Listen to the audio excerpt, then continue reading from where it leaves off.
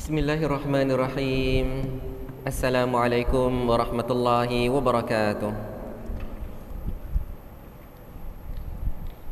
Al-Fatihah.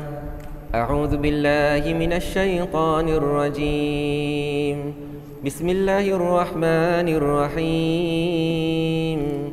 Alhamdulillahi rabbil alamin. Ar-Rahmanir Rahim. Maliki yaumiddin. Iyyaka na'budu wa iyyaka nasta'in. Ihdinas siratal mustaqim.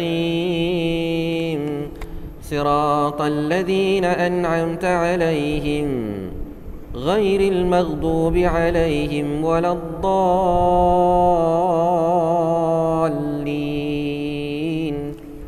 Amin.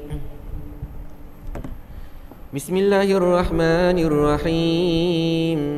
Alhamdulillahi rabbil alamin. Wassalatu wassalamu ala asyrafil anbiya'i wal mursalin wa ala alihi wa sahbihi ajma'in. Allahumma rabbana zidna ilman nafi'an warzuqna fahman wasi'a. اللهم افتح علينا حكمتك وانشر علينا من خزائن رحمتك يا أرحم الراحمين. رب اشرح لي صدري ويسر لي أمري واحلل عقدة من لساني يفقه قولي. اللهم يا معلم آدم علمنا ويا مفهم سليمان فهمنا. اللهم فقهنا في الدين وعلمنا التأويل. آمين آمين والحمد لله رب العالمين. Alhamdulillah wassalatu wassalamu ala Rasulillah. Tuan-tuan dan puan-puan yang dirahmati Allah Subhanahu wa taala, pertama sekali marilah sama-sama kita panjatkan kesyukuran kepada Allah Subhanahu wa taala. Kerana pada malam ini alhamdulillah syukur pada Allah Subhanahu wa taala, Allah panjangkan lagi umur kita, Allah berikan kesihatan yang baik kepada kita, Allah kurniakan taufik dan hidayah kepada kita.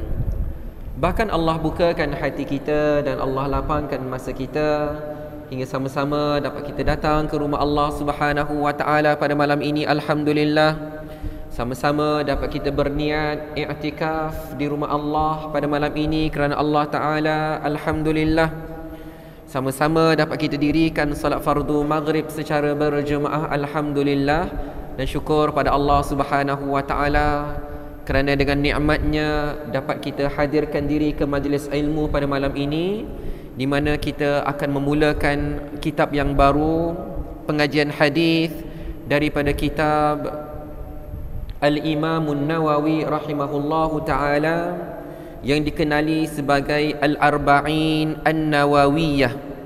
Hadis 40 karangan Al-Imam An-Nawawi rahimahullahu taala. Tuan-tuan dan puan-puan dirahmati Allah, sebelum kita teruskan, saya ingin mengucapkan jazakumullahu khairan katsira wa barakallahu fikum.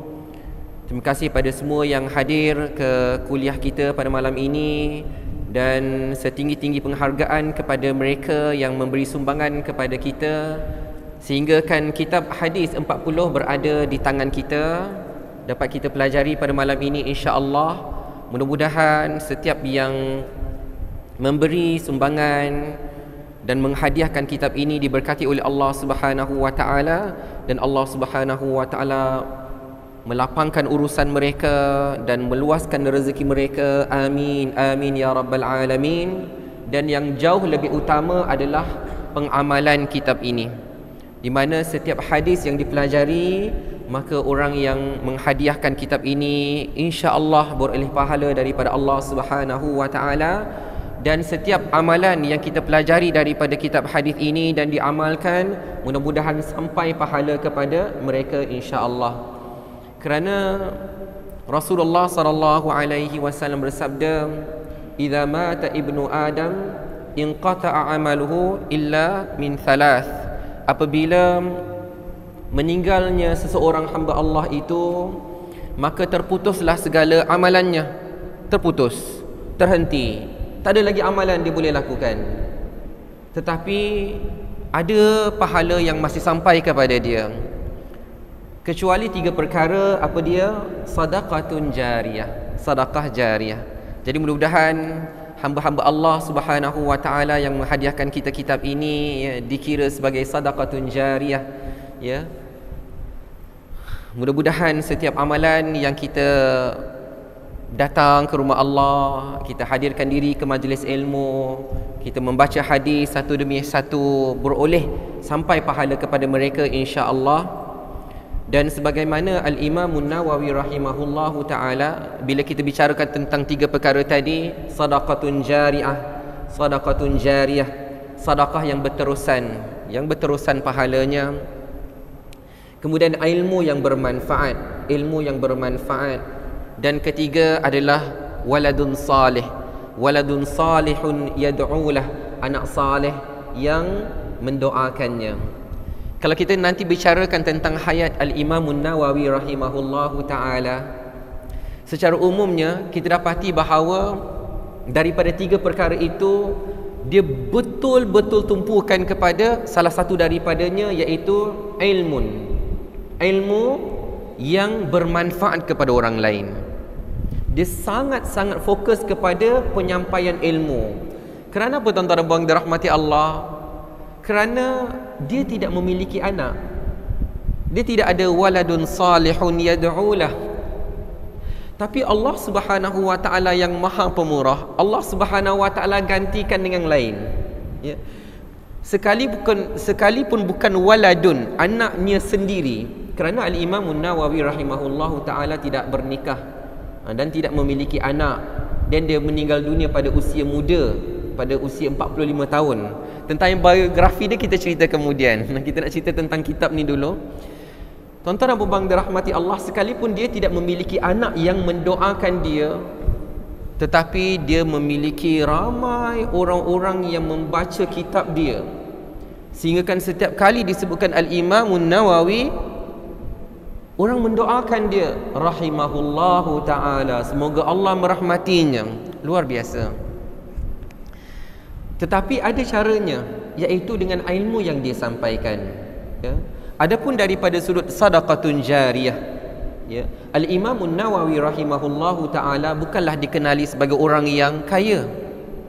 Hidup dia wara', hidup dia zuhud, tawaduk pada Allah Subhanahu wa ta'ala, hidup yang cukup sederhana saja, ya.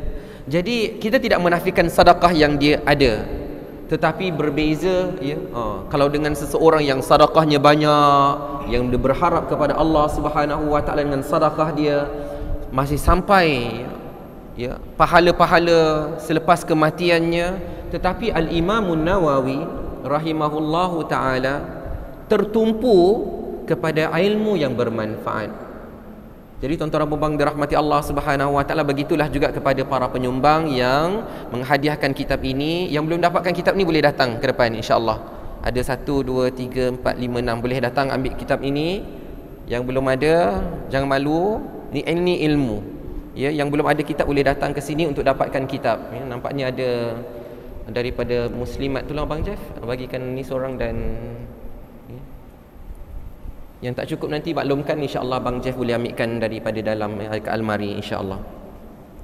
Jadi tuan-tuan dan puan-puan boleh. Nanti insya-Allah yang tak cukup tu kita akan hantar ke belakang, ya.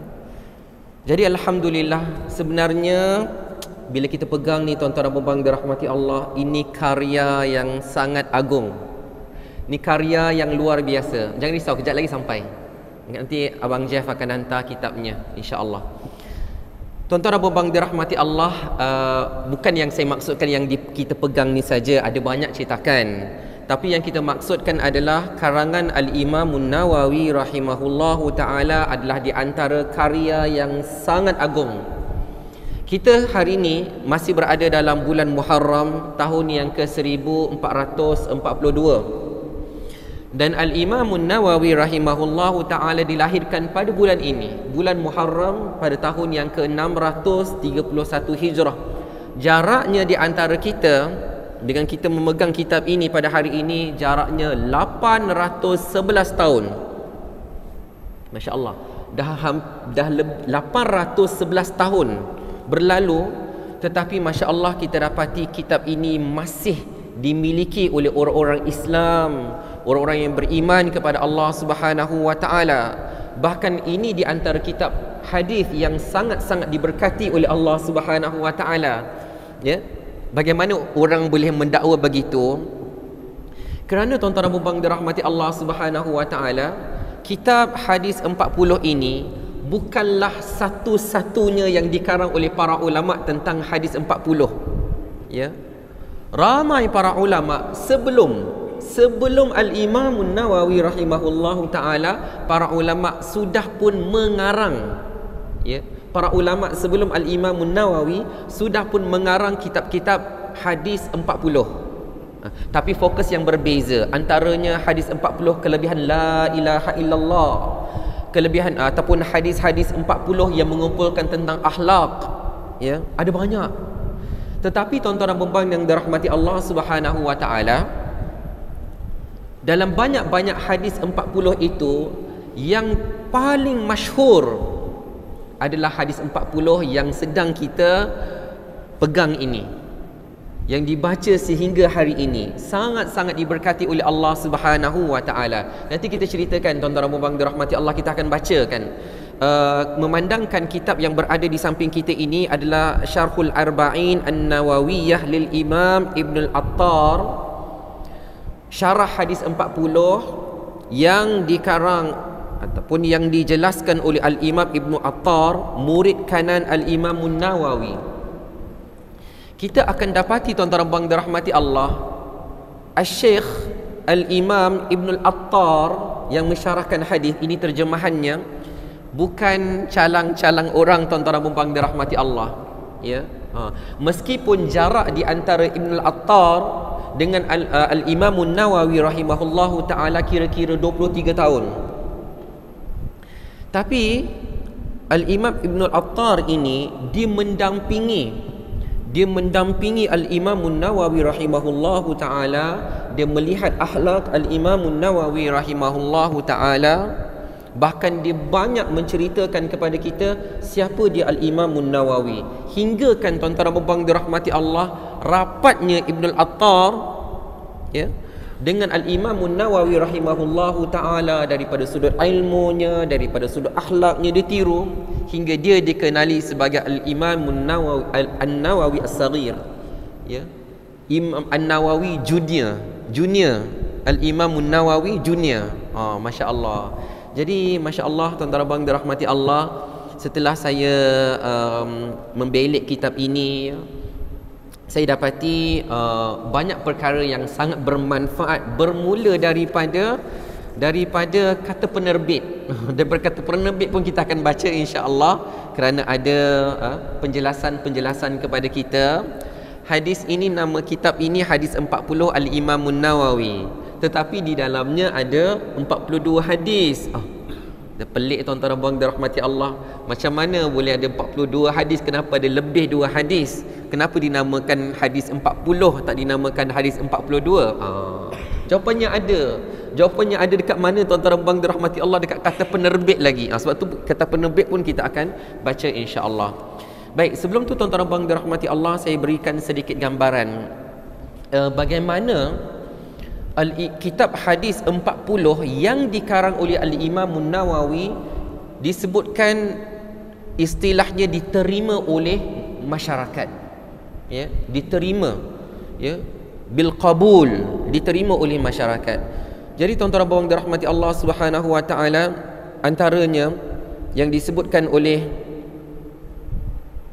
Al-Imam, ya, Ibn Rajab Al-Hambali, dia kata dalam banyak-banyak kitab hadis 40 yang masyhur adalah hadis 40 yang dikarang oleh Al-Imam Nawawi yang berada di tangan kita ni. Kenapa? Kerana tuan-tuan dan puan dirahmati Allah, Al-Imam Nawawi rahimahullahu ta'ala, dia ya, sangat-sangat ikhlas, ya, sangat-sangat ikhlas, ya, ketika mana dia menghimpunkan 40 hadis Rasulullah sallallahu alaihi wasallam yang sumbernya kebanyakan daripada Sahih Al-Bukhari, daripada Sahih Muslim, ya. Jadi kata Ibn Rajab Al-Hambali, ya, ramai di antara orang yang mempelajari kitab ini, bahkan tuan-tuan dan puan dirahmati Allah, bukan sekadar ramai yang mempelajarinya, ramai yang menghafalnya. Jadi tuan-tuan dan puan dirahmati Allah Subhanahu wa taala, oleh kerana pengajian kita berbentuk mingguan, seminggu sekali saja, dan saya menjangkakan bukanlah satu minggu satu hadis, tak. Mungkin kita akan belajar satu hadis itu seminggu ataupun 2 minggu ataupun 3 minggu berdasarkan kepada panjangnya syarah hadis tersebut. Untuk hadis yang pertama saja tuan-tuan dan puan dirahmati Allah, saya menjangkakan tidak kurang daripada 2 minggu. 2 minggu tu bukanlah 2 minggu 14 hari, 2 hari sajalah, ya. Maksudnya hari Sabtu depan dan hari Sabtu satu lagi tu. Kerana begitu banyak fadilat ataupun perkara yang disyarahkan oleh para ulama tentang hadis yang pertama, iaitu innamal a'malu binniyat wa innamal likulli imri'in ma nawa. Jadi tuan-tuan dan puan dirahmati Allah, saya sangat-sangat menggalakkan, ya, kepada tuan-tuan dan puan yang dirahmati Allah Subhanahu wa taala yang berkelapangan, dan doa pada Allah supaya Allah lapangkan masa kita dan Allah lapangkan dada kita, kuatkan semangat kita untuk menghafal hadis 40 ni. Hafal tuan-tuan dan puan dirahmati Allah. Walaupun saya bercakap atas kapasiti masyarakat awam, sedangkan para ulama kebanyakannya mereka bercakap atas kapasiti talibul ilm. Maksudnya memang mereka mengajar tu pelajar-pelajar. Tapi sama saja tuan-tuan dan puan dirahmati Allah, ya, kita tak boleh bandingkan pelajar-pelajar yang remaja-remaja tak apalah, mereka boleh hafal, ya. Kita dah berumur, kita tak boleh hafal. Tak, sama saja tuan-tuan dan puan dirahmati Allah. Wasiat, ya, kebanyakan daurah, kebanyakan majlis-majlis ilmu mensyarahkan hadis 40 ini, hampir semua daurah yang saya dengar, semua mengajak kepada para pendengar untuk menghafalnya. Kesan dia sangat kuat tuan-tuan dan puan dirahmati Allah. Kerana itu yang kita nak ceritakan, perbezaan hadis 40 yang dihimpunkan oleh para ulama yang lain dan hadis 40 yang dihimpunkan oleh Al-Imam Nawawi rahimahullahu ta'ala. Disebutkan oleh Ibn Rajab Al-Hambali bahawa ramai yang menghafalnya, ya, disebabkan Allah Subhanahu wa ta'ala memberkati usaha Al-Imam Nawawi, disebabkan niatnya yang ikhlas, niatnya yang baik, ya, niatnya dalam menegakkan agama Islam. Jadi masya-Allah tuan-tuan dan puan dirahmati Allah. Selain daripada itu tuan-tuan dan puan dirahmati Allah, ada sebahagian para ulama menyebutkan ada 3 faktor utama. 3 faktor utama. Yang pertama tuan-tuan dan puan dirahmati Allah Subhanahu wa taala, niatnya yang ikhlas, ya. Macam mana hadis 40 Al-Imam Nawawi boleh jadi yang paling popular? Yang pertama kerana keikhlasan yang ada di dalam hati Al-Imam Nawawi dalam menyampaikan hadis. Yang kedua tuan-tuan dan puan dirahmati Allah, doanya kepada Allah. Doanya kepada Allah Subhanahu wa taala agar karangannya diterima. Oh, betul-betul diterima tuan-tuan dan puan dirahmati Allah Subhanahu wa taala. Dan yang ketiga, macam mana hadis 40 karangan Al-Imam Nawawi diterima oleh masyarakat, dan ini bukan diterima dalam tempoh yang pendek, tetapi kira-kira 800 tahun. Dalam tempoh 800 tahun ini tuan-tuan dan puan dirahmati Allah, kitabnya diterima oleh orang-orang yang beriman kepada Allah Subhanahu wa taala. Kerana apa? Kerana hadis-hadis yang dipilih, hadis-hadis yang dipilih di dalam hadis 40 ini adalah hadis-hadis yang mencakupi aspek agama kita secara menyeluruh. Di dalamnya ada tentang rukun iman, di dalamnya ada tentang rukun Islam, di dalamnya ada hubungan di antara kita dengan Allah Subhanahu wa taala, di antaranya ada hubungan di antara kita dengan manusia, di antaranya adalah cerita tentang syurga Allah Subhanahu wa taala, di antaranya ceritakan tentang bagaimana kita berbakti kepada kedua orang tua. Seluruh aspek kehidupan kita dalam beragama, bahkan dalam soal muamalah, hubungan kita dengan orang lain, ya, akhlak, semuanya terhimpun di dalam kitab hadis 40 karangan Al-Imam Nawawi rahimahullahu taala, ya. Jadi tuan-tuan dan puan-puan dirahmati Allah Subhanahu wa taala, oleh kerana kita dah sebutkan, ya, jom kita buka tuan-tuan dan puan-puan dirahmati Allah, kita buka kitab yang ada di samping kita ini, dan kita saya nak buka muka surat yang keberapa dulu ni. Kita bermula daripada isi kandungan terus, ya, isi kandungan, ya. Jadi kita akan baca sepintas lalu dan kita melihat inilah hadis-hadis yang diberikan tajuk, supaya bila dengan tajuk kita boleh gambarkan inilah hadis-hadis yang dihimpunkan oleh Al-Imam Nawawi yang menyebabkan kitab ini sangat-sangat masyhur, ya, dalam kalangan orang-orang yang beragama Islam. Okey. Hadis yang pertama saya bacakan, pahala amal bergantung kepada niat. Hadis innamal a'malu binniyat. Hadis yang kedua adalah tentang iman, Islam dan ihsan dalam diri kita, tuan-tuan dan puan-puan dirahmati Allah. Yang kita ni yang beragama Islam ini, yang tertegak dengan rukun-rukun Islam, yang tertegak dengan rukun-rukun iman, itulah yang dikongsikan, itulah yang ditekankan oleh Al-Imam Nawawi rahimahullahu taala, diikuti dengan hadis yang ketiga, rukun Islam yang 5. Rukun Islam yang 5. Hadis yang keempat, tahap penciptaan manusia dan ketentuan takdir. Yang kelima, amalan yang tertolak. Al-Imam Nawawi bila kita sampai kepada hadisnya, begitu menekankan agar setiap amalan yang kita lakukan itu tepat, berlandaskan apa yang diajar oleh Rasulullah sallallahu alaihi wasallam, ya. Sebab itu sebagian para ulama menyebutkan tentang qabul, tentang penerimaan amalan itu ada 2 syaratnya, ya. Syarat penerimaan satu-satu amalan yang kita lakukan itu ada 2. Yang pertama, ikhlas, ya. Yang pertama, setiap amalan yang kita lakukan, yang kita hadir majlis ilmu pada malam ini, ikhlas kerana Allah Subhanahu wa taala, ya. Dan bila mana kita pelajari, walaupun saya yakin ada di antara kita yang dah pernah belajar hadis 40 dulu, kita dah belajar dengan ustaz ni, kita dah belajar dengan ustaz tu, kita dah belajar. Tapi tuan-tuan dan puan-puan dirahmati Allah Subhanahu wa taala, sentiasa ikhlaskan niat. Saya belajar kerana Allah, saya belajar kerana Allah. Boleh jadi saya pernah dengar tapi saya belum amalkan lagi. Sekarang kita ikhlaskan niat kita, ya Allah, saya belajar hadis kerana Allah, kerana-Mu ya Allah, beri kekuatan kepada saya supaya saya boleh mengamalkannya ya Allah. Jadi kita akan tengok tuan-tuan dan puan-puan dirahmati Allah, dan boleh jadi saja kita mempelajari sebelum ini kitab hadis daripada syarah para ulama yang lain. Kerana para ulama yang mensyarahkan kitab hadis 40 yang mensyarahkan, Al-Imam Nawawi dia mengumpulkan hadis-hadisnya. Dan kita perlukan kepada syarah, penjelasan kepada hadis-hadis tersebut. Apa maksud sebenar di sebalik hadis-hadis itu? Tak boleh kita interpret ataupun kita tafsir sendiri. Kita kena ada tafsiran daripada para ulama. Para ulama yang mentafsirkan, mensyarahkan hadis itu lebih daripada 60 para ulama, ya.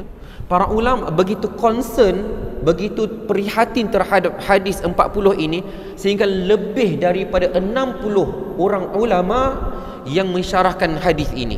Jadi yang kita pelajari adalah daripada syarah Imam Ibn Al-Attar. Boleh jadi berbezalah tuan-tuan dan puan dirahmati Allah. Mungkin kita akan faham hadis ini daripada angle-angle yang berbeza. Tuan-tuan dan puan dirahmati Allah, yang pertama niat yang ikhlas.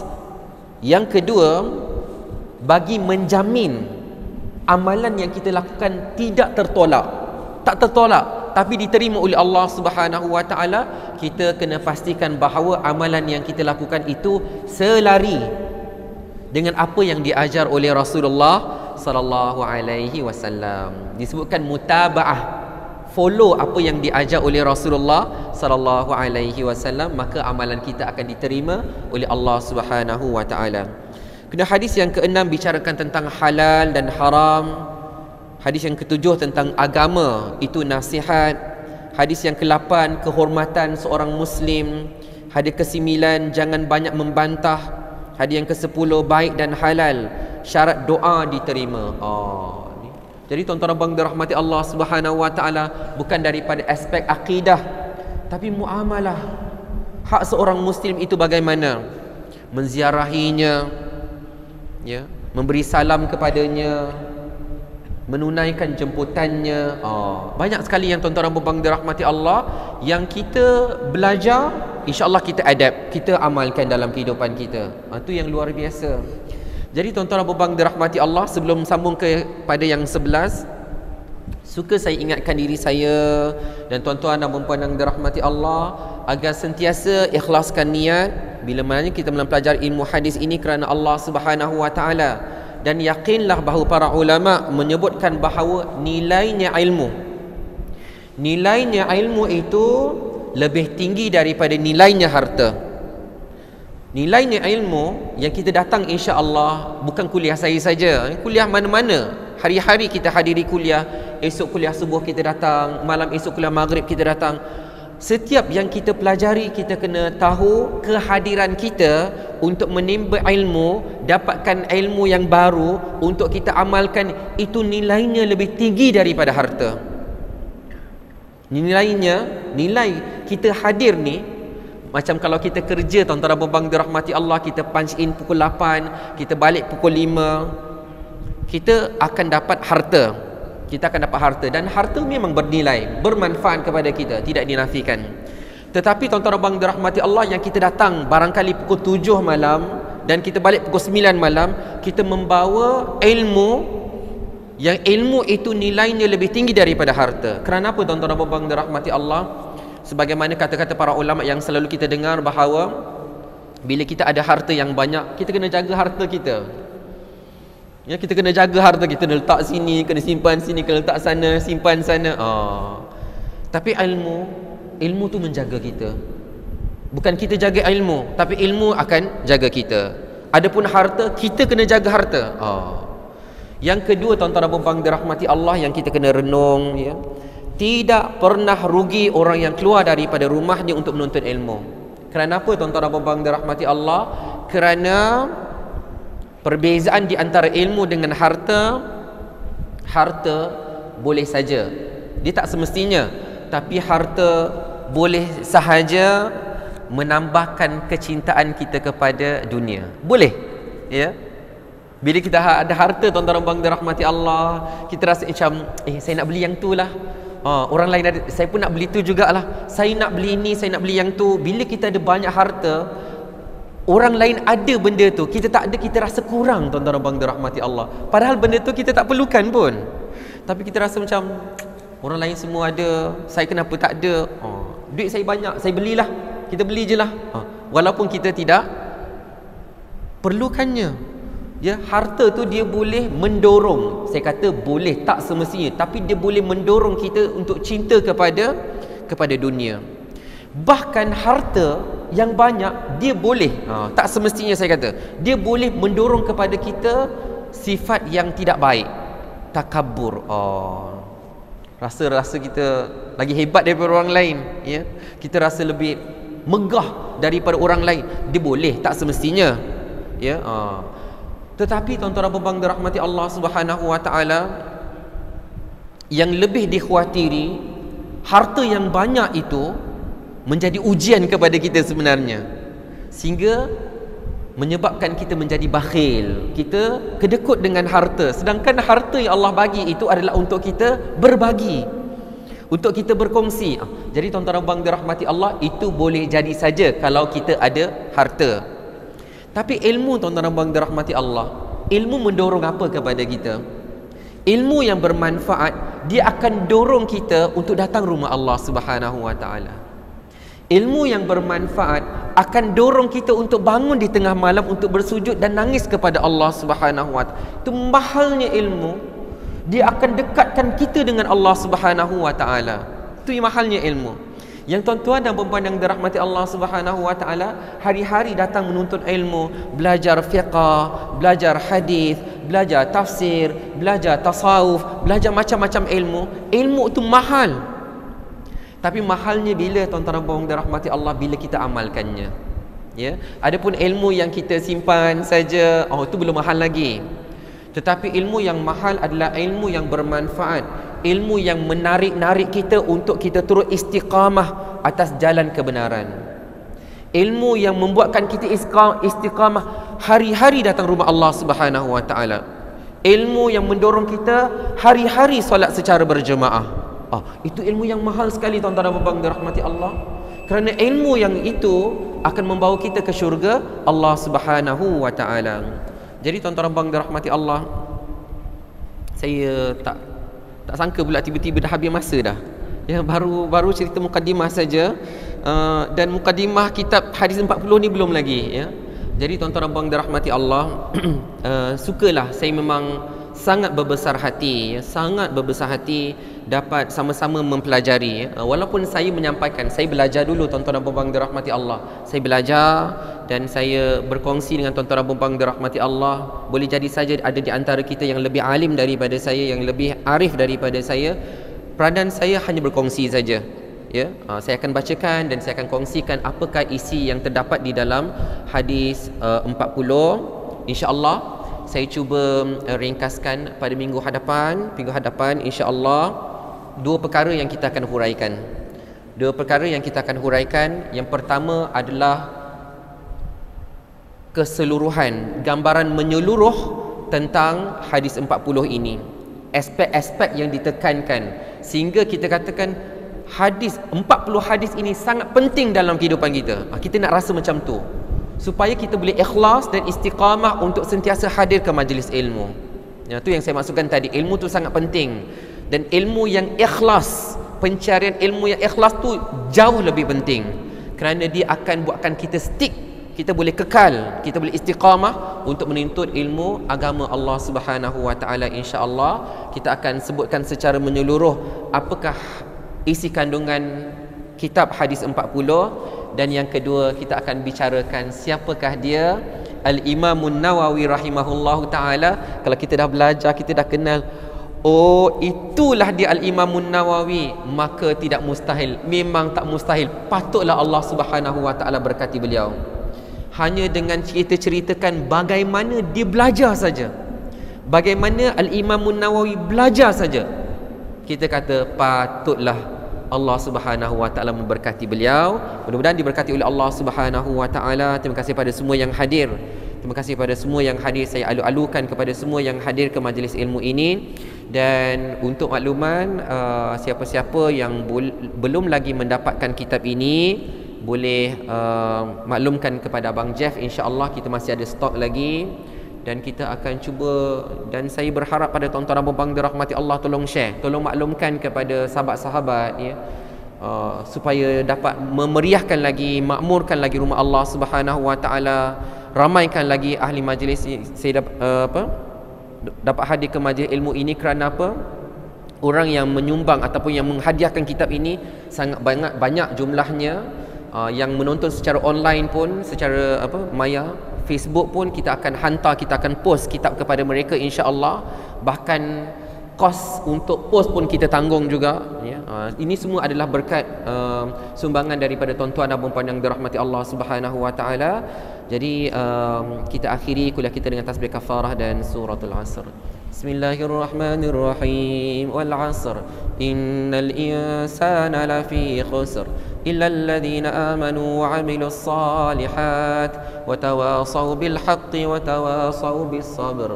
Subhanakallahumma wa bihamdika ashhadu an la ilaha illa anta astaghfiruka wa atubu ilaik. Bismillahirrahmanirrahim. Alhamdulillahi rabbil alamin, wassalatu wassalamu ala asyrafil anbiya'i wal mursalin wa ala alihi wa sahbihi ajma'in. Allahumma inna nas'aluka ilman nafi'a wa rizqan tayyiba wa amalan mutaqabbala. Ya Allah, ya Tuhan kami, berkatilah ilmu yang Kau berikan kepada kami, ya Allah. Ya Allah, ya Tuhan kami, berkatilah penginfak di bawah, memohon, ya, agar Allah Subhanahu wa taala murahkan rezeki, ya. Ya Allah, ya Tuhan kami, berkatilah rezeki mereka, ya Allah. panjangkanlah umur mereka ya Allah, permudahkan segala urusan mereka ya Allah, urusan di dunia ini dan di akhirat nanti ya Allah. Ya Allah, ya Tuhan kami, berkatilah semua yang hadir pada majlis kita pada malam ini ya Allah. Berkatilah ilmu-ilmu yang kami pelajari ya Allah. Berikanlah kekuatan kepada kami untuk mengamalkan isi kandungan daripada kitab hadis 40 ini ya Allah. Rabbana taqabbal minna du'aana innaka antas sami'ul alim wa tub alaina ya maulana innaka antat tawwabur rahim. Rabbana atina fid dunya hasanah وفي الآخرة حسنة وقنا عذاب النار وصلى الله على سيدنا محمد وعلى آله وصحبه وسلم والحمد لله رب العالمين وبارك الله فيكم والسلام عليكم ورحمة الله وبركاته.